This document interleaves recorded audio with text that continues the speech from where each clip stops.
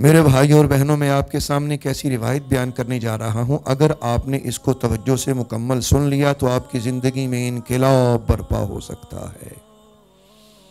میرے آقا کریم علیہ الصلاۃ والسلام نے اپنے پیارے صحابی حضرت ابو ذر غفاری رضی اللہ تبارک و تعالی عنہ سے ارشاد فرمایا، اے ابو ذر، اپنی کشتی کو خوب مضبوط اور درست کر لو، کیونکہ دریا بڑا گہرا ہے، اور زادِ راہ کثرت سے اکٹھا کر لو کہ فاصلہ بڑا لمبا ہے، اور اپنا بوجھ ہلکا کرو کہ راستہ پر خطر ہے، اور اپنی عبادت میں پرخلوص ہو جاؤ کہ نقاد نہایت جانچ پڑتال کرنے والا ہے۔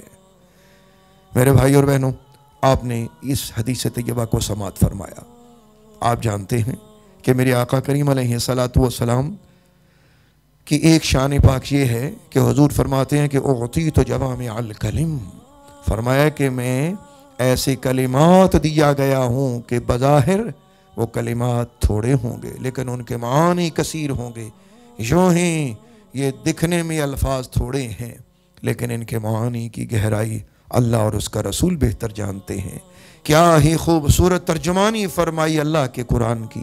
آپ جانتے ہیں یہ حدیث طیبہ قرآن کریم فرقان حمید کی ترجمانی کرتی ہے، یعنی جو اللہ نے فرمایا وہی پیارے حبیب کریم رؤوف الرحیم علیہ الصلاۃ والسلام نے اپنے انداز میں اپنے صحابی کو ارشاد فرمایا۔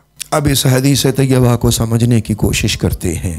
میرے آقا کریم علیہ الصلاۃ والسلام نے فرمایا، ابو ذر، اپنی کشتی کو خوب مضبوط اور درست کر لو کہ دریا بڑا گہرا ہے۔ یہ دریا کون سا ہے؟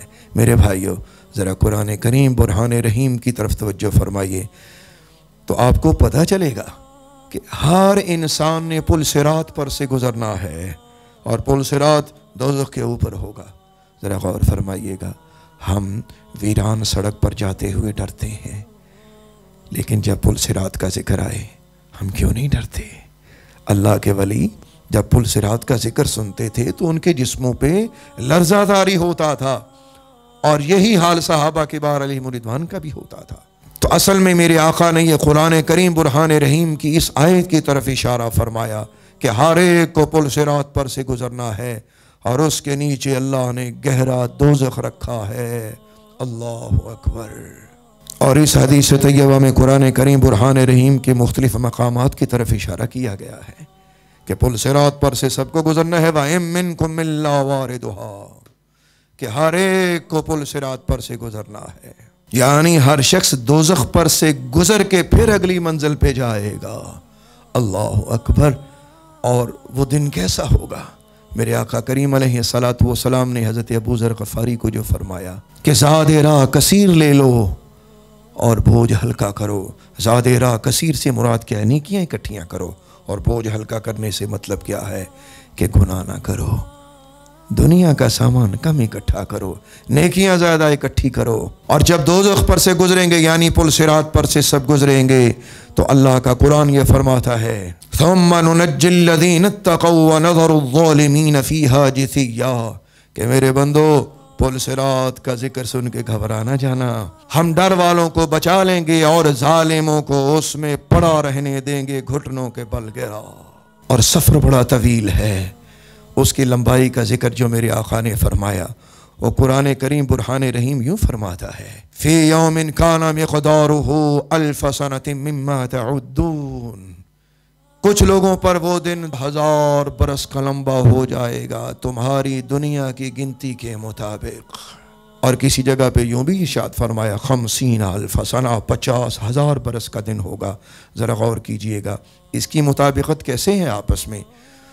علماء فرماتے ہیں کہ جو اشد کافر ہوگا اس کو قیامت کا دن طویل تر لگے گا، 50,000 برس کا، اور جو شرارت میں کچھ کم ہوگا اس کو 1000 برس کا دن قیامت کا محسوس ہوگا، اور مومن کامل کے لیے اتنی دیر لگے گی کہ جتنی فرض نماز پڑھنے میں ٹائم لگتا ہے بس اتنی ہی دیر لگے گی، حشر کا دن گزر جائے گا۔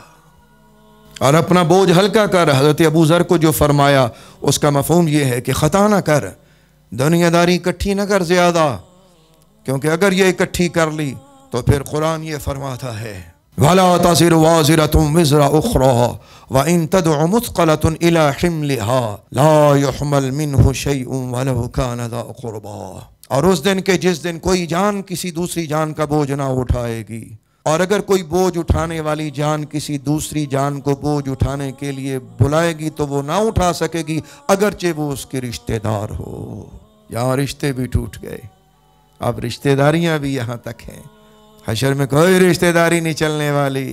اور یہ جو حدیث طیبہ میں آخر میں فرمایا کہ ابو ذر اپنا عمل خالص کر، کہ نقاد بہت جانچ پڑتال کرنے والا ہے، تو قرآن کریم اسے یوں فرماتا ہے فَمَنْ كَانَ يَرْجُو لِقَاءَ رَبِّهِ فَلْيَعْمَلْ عَمَلًا صَالِحًا وَلَا يُشْرِكْ بِعِبَادَةِ رَبِّهِ أَحَدًا۔ تو جسے اپنے اللہ سے ملنے کی امید ہو، اسے چاہیے کہ وہ اچھا عمل کرے اور اپنے رب کی عبادت کے ساتھ کسی کو شریک نہ ٹھہرائے۔ تو میرے بھائیو، شرک ایک ایسا گناہ ہے جسے اللہ معاف نہیں فرماتا۔